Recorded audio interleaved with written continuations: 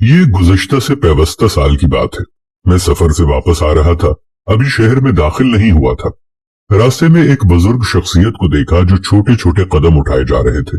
मैंने उनको पहचान लिया। ये अंकल सुलेमान थे। मैंने बाइक रोकी और उन्हें सलाम किया। वो बड़ी खुश अखलाकी से बगलगीर हो गए। दरअसल चंद हफ्ते कबल उनका जवान बेटा अचानक बीमार होकर वफात पा गया था। मुझे बहुत देर से खबर हुई। मैं उनसे ताजियत करना चाहता था। मैंने अफसोस का इजहार किया तो बोले, वो सामने मेरी बैठक है, आप थोड़ी देर के लिए तशरीफ लाएं। मैं मुसलसल 2 दिन से सफर में था, लेकिन उनको इनकार करना मेरे बस में नहीं था। मैं उनके साथ चला गया। गर्मियों के दिन थे। वो ठंडा पानी ले आए। कहने लगे कि मेरा बेटा आपका हमनाम था, वो आता रहता था आपके पास, मैं भी आया था उसके साथ, बहुत एहतराम करता था आपका। मैं उनकी बातें सर झुकाए सुन रहा था। मैंने कहा, जी बिल्कुल। जब खोकर साहब के पास वो काम करते थे, इस दौरान काफी दफा वो मेरे पास आया करते थे। बहुत अच्छे इंसान थे, इंतहाई सादा और मुखलिस इंसान। अल्लाह तबारक व तआला मेरे भाई की मगफिरत फरमाए। अल्लाह तबारक व तआला आपको सब्र जमील अता फरमाए। अंकल जी आमीन आमीन कहते रहे। मैंने फिर उनसे एक सवाल किया, बहुत गहरा सवाल, यूं कहिए बिल्कुल अंदर का सवाल, दिल के नेहा खानों के तार छेड़ने वाला। वो मेरा सवाल सुनकर कुछ देर खामोश रहे।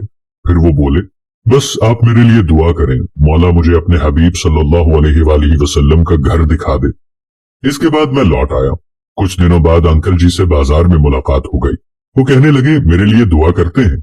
मैंने कहा, अल्लाह आपको अपने हबीब सल्लल्लाहु अलैहि वसल्लम का दर दिखाए और वहीं रख ले।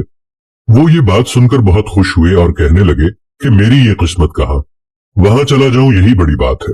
अंकल जी साबिरीन में से थे। उन्होंने कुछ साल पहले उम्रे के लिए एक शख्स को पैसे दिए। वो शख्स पैसे खा गया। अंकल जी खामोश रहे, कोई वावेला नहीं किया। फिर तकरीबन 1.5 साल पहले उनका जवान बेटा फौत हो गया।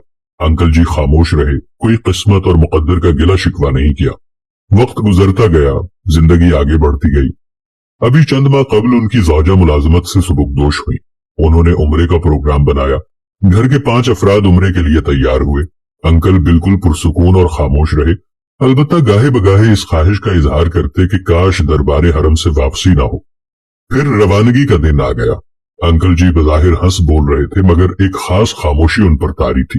फिर वो मक्का पहुंचे, अल्लाह के घर में दाखिल हुए, उम्रा किया, तवाफ किया, जी भर कर खाने काबा की जियारत की, लेकिन खामोश रहे। फिर वो मदीना शरीफ पहुंचे, बार बार रौदा अक़दस सल्लल्लाहु अलैहि वसल्लम की जियारत की, और आखिर उनकी खामोशी के बंद खुल गए। वो लबों को सीकर यही कहते रहे कि हर गम परेशानी बर्दाश्त करता आया हूँ, हर नुकसान पर सब्र करता आया हूँ। बस अब आप सल्लल्लाहु अलैहि वसल्लम मुझे यहीं रख लीजिए, आपका दर छोड़कर मैं वापस न जा पाऊंगा। 2.5 दिन तक वो रौदा अक़दस पर बेताब रहे।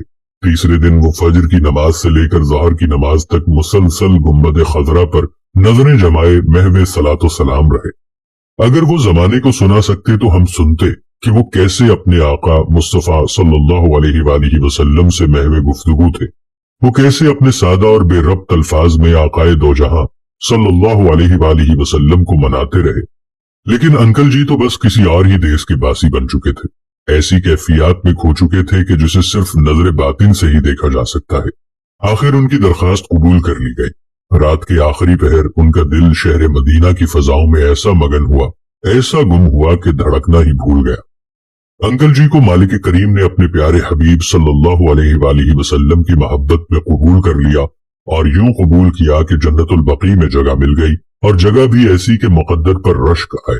कब्र भी क्या किस्मत वाली मिली जो बिल्कुल आप सल्लल्लाहु अलैहि वसल्लम के कदमों के सामने है। मुझे तो रश्क से कई दिन तक सुकून न मिला। अजीब दिली कैफियत रही। वाकई दुरुस्त कहते हैं कि ये बड़े करम के हैं फैसले, ये बड़े नसीब की बात है। दोस्तों, मैंने खुद गौर किया और नतीजा निकाला कि अंकल जी का सब्र और सादगी अल्लाह के यहाँ कबूल हुई, जिसका बदल ऐसा आला मालिक करीम ने अता किया। बेशक मालिक करीम बेहिसाबो किताब और बेहतरीन अता करने वाला है, बस कोई सच्चे दिल से मांगने वाला हो।